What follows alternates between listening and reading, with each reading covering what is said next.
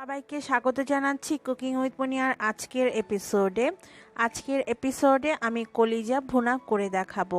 খেতে ভীষণ সুস্বাদু এই কলিজা ভুনা একবার রান্না করে দেখবেন, আপনাদের সবার অনেক পছন্দ হবে।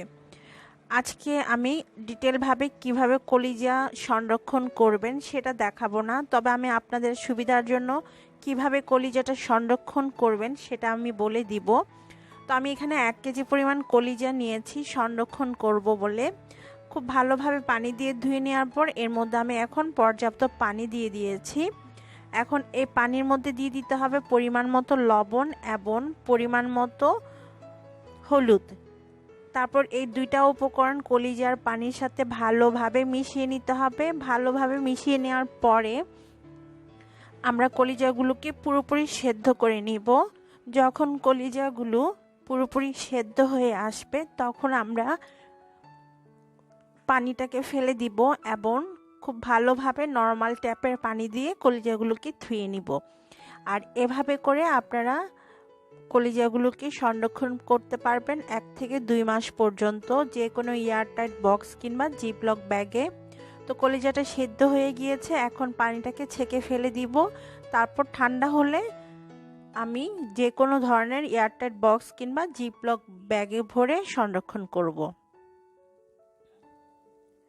তো এখানে আমি নিয়েছি অর্ধেকটা ফ্রোজেন কলিজার টুকরা, যেগুলো আমি সেদ্ধ করে সংরক্ষণ করেছিলাম। তো দেখতে পাচ্ছেন এখনো বরফ রয়েছে। তো আজকে আমি এই অর্ধেকটা কলিজা দিয়ে আপনাদেরকে কলিজা ভুনাটা করে দেখাবো। যেহেতু বাসার লোক একদমই কম আর বাচ্চারা কলিজা খেতে পছন্দ করে না, তাই আমি আমাদের 2 জনের অনুযায়ী কলিজাটা এখানে নিয়েছি। কলিজা ভুনায় তেলের পরিমাণ একটু বেশি দিতে হয়, তাহলে খেতে বেশি মজা লাগে। আমি এখানে 1/2 কাপ পরিমাণ সয়াবিন তেল দিয়ে দিলাম একটা প্যানে।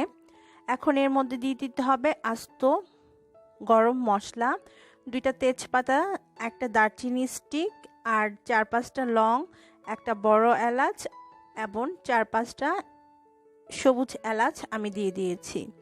এখন এগুলা থেকে যখন খুব সুন্দর একটা অ্যারোমা আসবে তখন এর মধ্যে দিতে হবে পেঁয়াজ কুচি।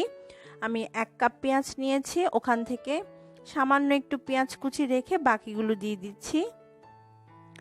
এখন পেঁয়াজটাকে একটু নরম করে ভেজে নিতে হবে, তবে একদম গোল্ডেন ব্রাউন কালার করার দরকার নেই।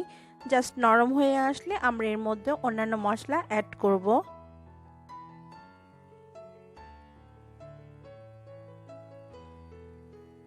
পেঁয়াজটা নরম হয়ে গিয়েছে, এখন আমরা এর মধ্যে মশলা অ্যাড করব। তার আগে আমি সামান্য একটু পানি অ্যাড করে নিচ্ছি, এতে করে গুঁড়া মশলাগুলো পুড়ে যাবে না। প্রথমে আমি এর মধ্যে দিয়ে দিব আদা এবং রসুন বাটা। আমি 1 চা চামচ করে নিয়েছি, টোটাল 2 চা চামচ রয়েছে এখানে।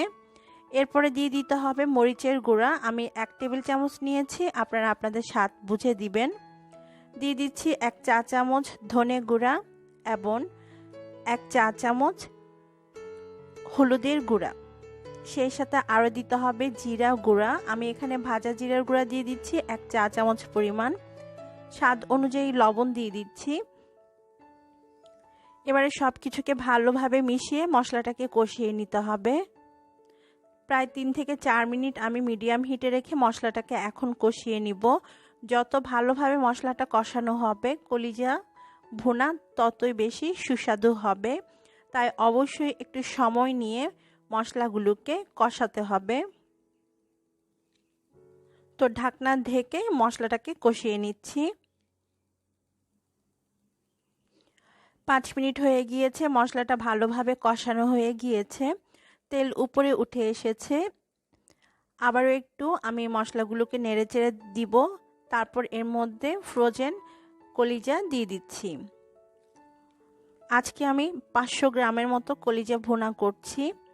তো এখন কলিজাগুলোকে মশলার সাথে ভালোভাবে মিশিয়ে দিতে হবে। তারপর আমি 5 মিনিট মিডিয়াম হিটে রান্না করব, কলিজাগুলো যেন মশলার সাথে ভালোভাবে কষানো হয়।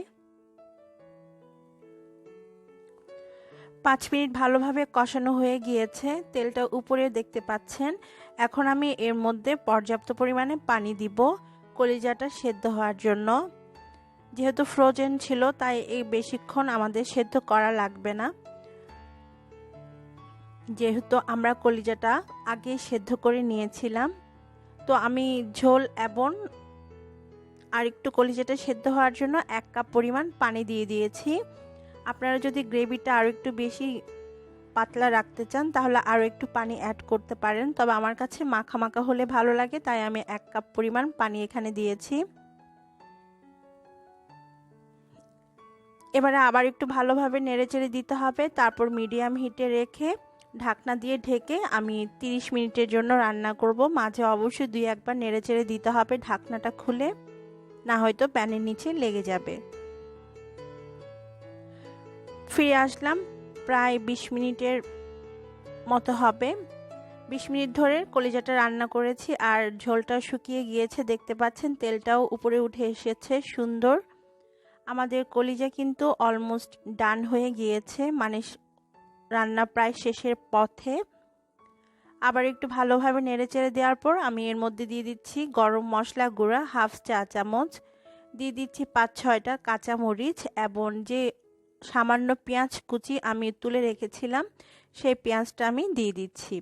তারপর আবারও খুব ভালোভাবে সব কিছুকে মিশিয়ে নিতে হবে এবং চুলার আঁচ একদম লো করে দিয়ে আমি আরও 10 মিনিটের জন্য ঢাকনা দিয়ে ঢেকে কলিজা ভুনাটা রান্না করব। আর এই 10 মিনিটে দেখবেন ঝোলটা আর একটু মাখা মাখা হয়ে যাবে এবং তেলটা পুরোপুরি উপরে উঠে আসবে। ফিরে এসেছি আরও 10 মিনিট একদম লো হিটে রান্না করার পর। দেখতে পাচ্ছেন তেলটা পুরোপুরি উপরে উঠে এসেছে আর কলিজার কালারটা খানিকটা চেঞ্জ হয়ে কালচে হয়ে গিয়েছে। তো আমাদের কলিজা ভুনা একদম রেডি। এখন আমি চুলাটা বন্ধ করে দিব, তারপর একটা সার্ভিং ডিশের মধ্যে আমি কলিজা ভুনাটাকে সার্ভ করে নিব। আমার কাছে কলিজা এরকম মাখা মাখা হলে বেশি ভালো লাগে, তাই আমি ঝোলটাকে পুরোপুরি শুকিয়ে নিয়েছি। তবে আপনারা চাইলে আপনাদের পছন্দ মতো ঝোল এখানে রাখতে পারেন। তো হয়ে গিয়েছে আমাদের কলিজা ভুনা। ঈদে এভাবে একবার হলো ট্রাই করবেন কলিজা ভুনা করতে, সবাই আপনার রান্নার প্রশংসা করবে। আজকের মতো বিদায় নিচ্ছি, ভালো থাকবেন সবাই।